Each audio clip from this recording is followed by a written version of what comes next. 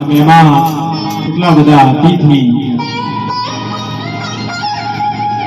સાહેબ જેટલા બેઠા છો એટલા ભાવથી પ્રેમથી બેઠા છો, પણ એક વસ્તુ યાદ રાખજો કે ભજન અને સંતવાણીનો કાર્યક્રમ હોય, ભોજન પ્રસાદની સુંદર મજાની વ્યવસ્થા કરેલી હોય, એ અન્નનો કોળિયો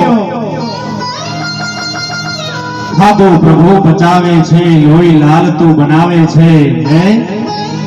અહમ વૈશ્વાનરો ભૂતવા પ્રાણી નામને હવાસિત પ્રાણા પાન સવાય ઉત્તમ પચામ મિલન ચતુર્વિધમ.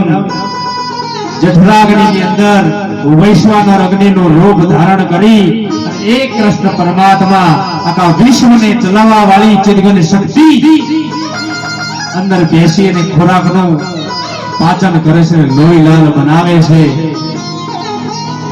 તો જમ્યા પછી ભોજન પ્રસાદ લીધા પછી આવા સંતવાણીના કાર્યક્રમ હોય ત્યારે સાહેબ છૂટા ન પડી જવાય. ભજનનું પ્રમાણ કંઈક તો રાખવું પડે. જે જગ્યાએથી ભોજનનો આપણે પ્રસાદ લઈએ છીએ ને સાહેબ, કશું નહીં તો કલાકવાર તો ભજનમાં આપણે એને બેસવું જોઈએ સાહેબ.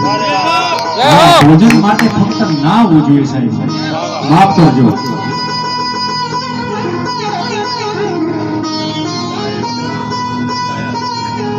સુંદર મજાની વાત ભજનની અંદર આવી. કાશી જાઓ કે મથુરા જાઓ, હોમ કરાવો, હવન કરાવો, તીર્થ કરો, જપ કરો, તપ કરો, ધ્યાનમાં બેસો, યોગ કરો, આખા શરીર ઉપર ભભૂતિ ચોળીને ધ્યાનમાં બેસી જાઓ કે સમાધિ લગાવી દો સાહેબ. ગંગામાં નાઈ લ્યો કે જમનામાં નાઈ લ્યો, પણ કે તોય ન મળ્યા એવી નાસી. ઓ હડસા રાજા કયા દેશના વાસી.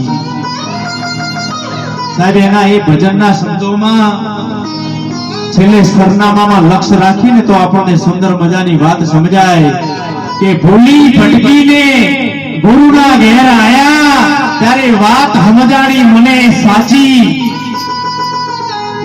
આ અવિનાશી જેનો વિનાશ ન થઈ જાય ને એને અવિનાશી કહેવાય. એ અવિનાશી તત્વને ઓળખવું હોય તો ભૂલી ભટકી ને ગુરુ ઘેર આયા ત્યારે વાત સમજાણી મને સાચી. વેલજી બાપુ ચરણોમાં રામદાસ બોલ્યા મારી મટી ગઈ લખ રે 84. તમે હું બધાય 84 લાખ યોનીમાંથી ફરતો આ જીવ મનુષ્યનું ખોળિયું ધારણ કરી પંચ મહાભૂતનું આપણને બધાને જીવન મળી ગયું છે અને બધાય મોક્ષની ગતિ માટે થઈ અને સાહેબ દોટ મૂકી છે કે મારી મોક્ષની ગતિ થાય, મારી મોક્ષની ગતિ થાય. ફરીથી લખ 84 માં નાવવું પડે સાહેબ. એના માટે તો ભજન છે, તો ભજન કરી લ્યો ભાવથી. ભજનના દોરને આગળ વધારતા ભક્તરાજ મારે